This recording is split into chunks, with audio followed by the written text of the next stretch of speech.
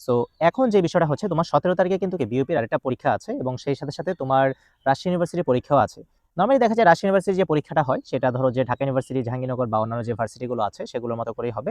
তবে বিউপির পরীক্ষাটা তোমার সবচেয়ে বেশি ভয়ের কাজ করে। কারণ কি, এখানে জিকেটা আসে হচ্ছে ইংলিশ ভার্সনে। এখন কথা হচ্ছে তোমার ইংলিশ ভার্সন জিকেটা তুমি কিভাবে মানে ওভারকাম করবা। তোমরা কিন্তু দেখো বাংলা জিকেটা পড়ছো না, পড়ছো কিন্তু। সো ওইটার যে টার্মগুলো আছে, লাইক তোমার প্রেসিডেন্ট, তোমার কি রাষ্ট্রপতি, অ্যাক্টিং প্রেসিডেন্ট, অস্থায়ী রাষ্ট্রপতি, সাংবিধানিক নাম, সেটা কি কনস্টিটিউশনাল নেম। সো এই যে ফ্যাক্টগুলো আছে, কিছু কিছু টার্ম মানে কঠিন কঠিন যে বাংলা শব্দগুলো আছে সেগুলোর ইংলিশ মানে যে তোমার ট্রান্সলেশন করে তুমি সেটা একটু পড়ে যাবা, তাহলে কিন্তু তোমার হয়ে যাচ্ছে। আরেকটা বিষয় হচ্ছে অপশন টেস্ট করে কিন্তু এমসিকিউ অনেক ভালো করা যায়। তুমি কিন্তু অনেক সময় এবিসিডি বা ক খ গ ঘ অপশনটা যখন দেখবা তখন কিন্তু তোমার মাথায় অলরেডি চলে আসে যে আরে এটা কিন্তু আনসার হবে। সো অপশন টেস্ট করে বা অপশন যাচাই করে কিন্তু এমসিকিউতে ভালো করা যায়। আশা করি যে এই ট্রিক্সটা তোমাদের হেল্প করবে পরীক্ষার হলে। মানে তুমি যে যেই জায়গায় পরীক্ষা দিবা, আমি আগেও বলেছি আরেকটা ভিডিওতে, আজকেও আবার বললাম যে তুমি অপশন টেস্ট করবে সবসময়। যে প্রশ্নটা পড়ে তুমি আনসার পাচ্ছ না, অপশনগুলো একটু পড়ো ভালো করে, যে দেখো যে তুমি যেই পড়াশোনা করেছো বা পড়াশোনা মাঝখানে কোনো কিছু এখানে অন্তর্ভুক্ত আছে কিনা। যদি থাকে তাহলে সেটাই আনসার।